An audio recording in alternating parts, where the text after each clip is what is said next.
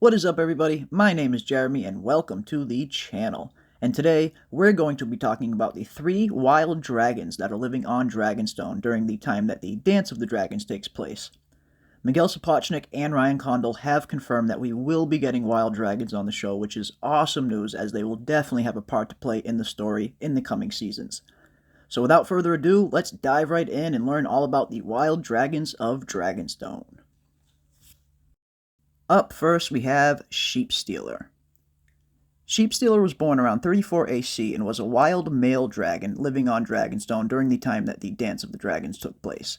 The small folk of Dragonstone named him Sheepstealer due to his affinity for mutton, and he would often hunt between the islands of Driftmark and Wentwater. Sheepstealer's color was described as mud brown, and while he wasn't particularly aggressive towards humans unless provoked, he could become ill-tempered at times. As his name suggests, he had a big taste for sheep, but never harmed any shepherds during his hunts. Sheepstealer's egg hatched during the reign of King Jaehaerys I, and he made his lair on the caverns of Dragonstone. Sheepstealer went unclaimed for most of his life, which only made him that much more resistant to humans with each passing year. Sheepstealer spent around 7 decades living wild on Dragonstone, hunting sheep from pasture to pasture across Blackwater Bay. During an event that became known as the Sowing, many would-be dragon riders tried to claim Sheepstealer, to no avail, until a young girl named Nettles started leaving freshly killed sheep for him every morning, which eventually made the dragon grow more accustomed to her presence, and eventually Nettles managed to tame and mount the dragon for her own. Nettles and Sheepstealer would go on to join the Dance of the Dragons and fought in a few key battles and take part in a few key moments in the story, which I'm not going to spoil as they will probably be covered on House of the Dragon. Up next we have Grey Ghost. Grey Ghost was born at Dragonstone, and while his exact age is unknown, he's believed to be a young dragon during the time of the dance. Given the name Grey Ghost by the small folk of Dragonstone, he had pale gray-white skin and was notably a shy dragon who avoided the works of men for years at a time. Grey Ghost preferred to feed on fish and could often be found flying over the narrow sea, snatching his prey from the waters. He made his lair on the eastern side of Dragonstone inside a smoking vent. Grey Ghost was never claimed by any rider during his lifetime, and during the Dance of the Dragons, Prince Jaehaerys Valyrian was looking for new dragon riders to join the fight. They looked all over for Grey Ghost, but could never find him as the dragon was notoriously elusive.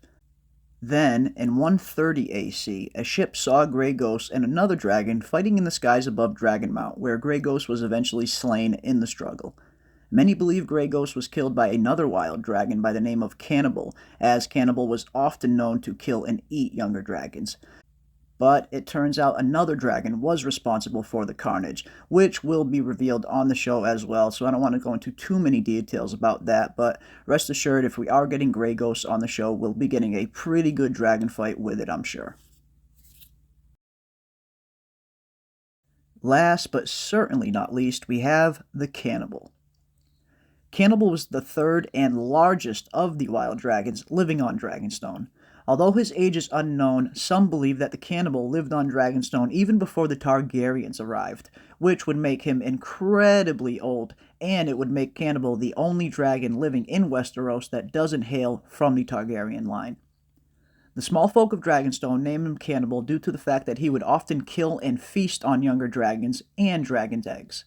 The Cannibal was black as coal with menacing green eyes, which is an awesome description, I must say. I'm really looking forward to seeing Cannibal in live action. It's probably going to look really, really cool.